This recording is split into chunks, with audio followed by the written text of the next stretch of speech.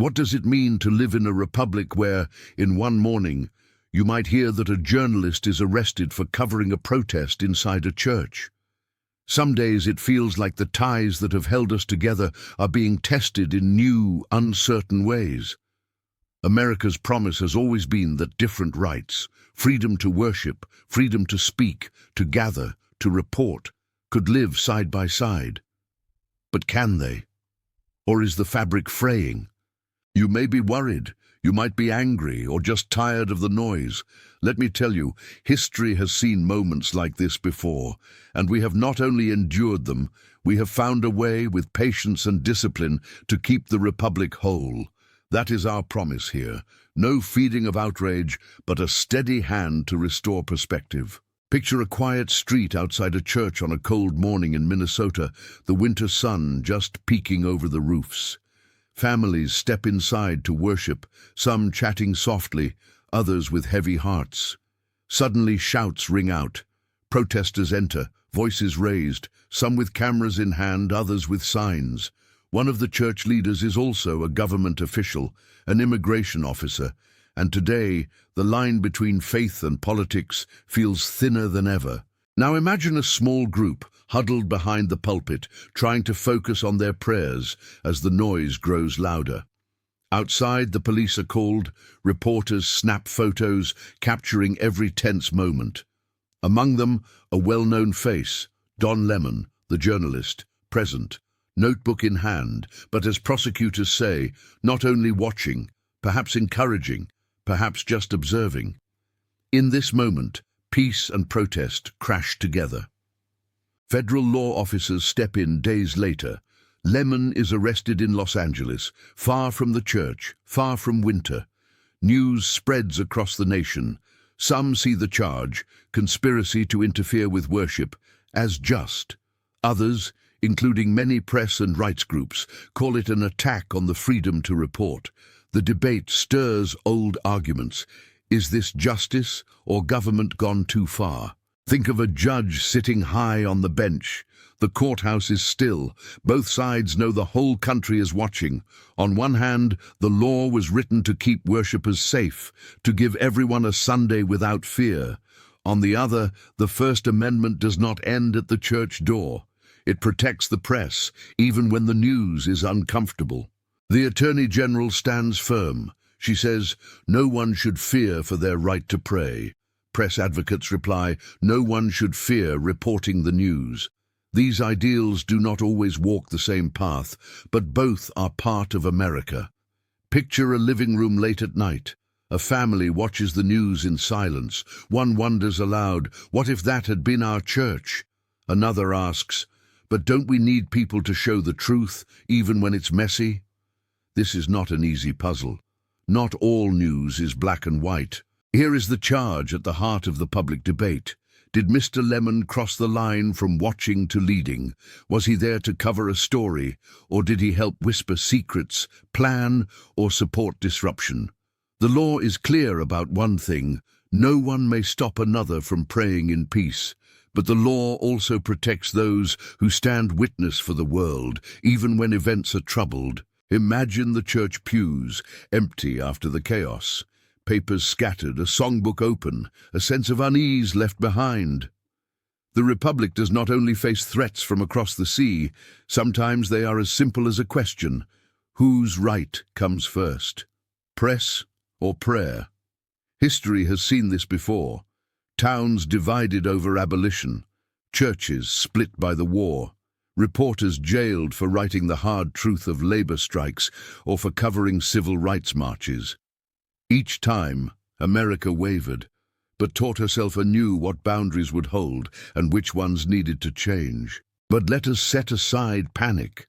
No single arrest, no one trial will destroy the Republic unless, through our haste or our hatred, we allow it.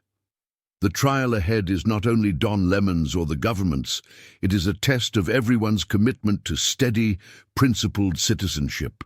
Pause with me for a moment. Picture children in a classroom, hands raised, asking, can someone be both right and wrong? Can two good things come into conflict? Their teacher writes on the board, Freedom means learning to live with differences, even when it is hard. The lesson is as old as America. This case is not simple.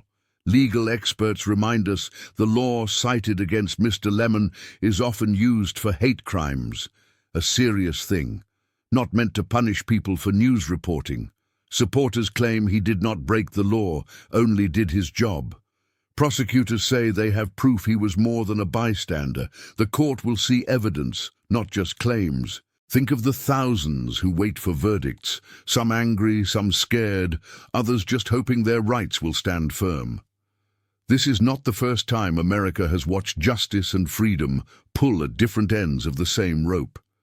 It will not be the last. But what matters most is how we, as citizens, respond. Will we retreat into camps and shout? Or can we, guided by the best traditions of Republican virtue, hold fast to the rule of law with discipline and with charity for all? Let us take a moment to steady ourselves, as the Republic demands not only action, but calm thought too. When news such as this sweeps the nation, it is natural to fear for the future and question whether old bonds will hold. But these are the moments that test not just the accused or the law, but the character of every citizen. Imagine a small town library on a rainy afternoon, folks gathered in quiet corners reading newspapers. Heads bent low, they quietly share concerns. Some shake their heads and wonder, when did America become so divided? Others speak about the importance of standing up for what is right, even if it comes with a cost. That is the American way. Open eyes, open hearts, but hands steady. This is not about one newspaper headline or a courtroom clash. It is about something older and deeper. The rules that let us live side by side, even when our beliefs collide. The press has a duty to shine a light where others might wish darkness. The worshipping crowd in church or synagogue or mosque must feel safe from fear or disruption. Both freedoms are sacred. When tensions rise, the answer is not to favor one side without care, but to remember our highest calling, to preserve both as best we can. Picture a winter morning on a farm, fields dusted with snow, an old radio inside a weathered kitchen. A farmer listens as a familiar voice discusses the day's events. She stares out at her fields, thinking about her children's future. She wonders, will they still have a country where neighbors disagree, but still shake hands at the end of the day? That hope is alive each time an American remembers that debate, not division, is the best mark of liberty. The courtroom in this story becomes something bigger than law. It becomes a symbol. Imagine polished wood, a silent flag behind the judge, sunlight streaming through tall, old windows. Lawyers rise to speak, a jury listens, while outside, clusters of townsfolk gather quietly, neither shouting nor jeering, but waiting for justice to be done. Their patience, their respect, it is what holds the Republic together. If we look to the past, we see similar storms. In the old days, debates over war, race, religion, and speech have threatened our peace. There were protests in city parks, marches across bridges, writers hauled before judges for reporting what others wished hidden. Yet each time, the answer has not been panic, nor unchecked power, but a return to first principles, liberty and order, each protected, neither abused. It is all too easy, when nerves are frayed, to slip into the comfort of outrage. One side cries, tyranny, the other, disorder. The truth, however, is rarely so simple. Not all news is black and white. Sometimes a law meant to shield the innocent can brush up against a reporter's notepad or a protester's raised hand. The hard work, the noble work, is in sorting out these grey areas with humility, not pride. Now think of evening falling across a city street. The sun sets behind tall buildings as people head home, their faces marked by the long day. Some carry stories they are eager to share, others hold worries they keep to themselves. The Republic is not kept safe by those who yell loudest, but by those who, despite differences, show respect, restraint, and courage. America's strength is her unity. That unity is not sameness of thought or agreement in every case, but a willingness to see the other not as an enemy, but as a fellow citizen. Even now, in this debate, the country watches not only for a verdict, but for signs of discipline and decency. Let us remember, order without freedom becomes tyranny. Freedom without order drifts toward chaos. The Republic can only stand when citizens know both how to protest and when to pause, when leaders understand the power of their words and actions, when judges and juries work not for headlines, but for justice. Imagine a high school gym prepared for election day, the floor marked with tape, folding tables lined with ballots. Inside, volunteers greet neighbors by name, some shaking hands, others exchanging nods.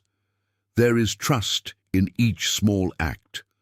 That trust is not born in silence or sameness, but in the promise that every voice matters, every right is protected, every difference handled with care. Many wonder why civility matters at all in times of stress. The answer is simple. In every hot dispute, it is the small acts of patience and respect that keep us a nation.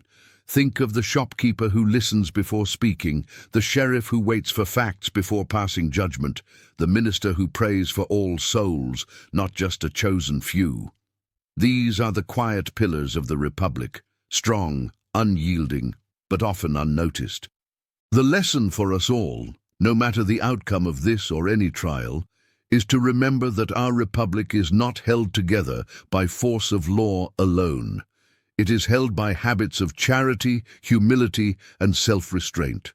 The judge may rule, the jury may decide, but it is the people who each day choose whether to move past division, to forgive, and to seek peace. Picture a flag flying at dawn, frost still heavy on the ground as children walk to school beneath its colors.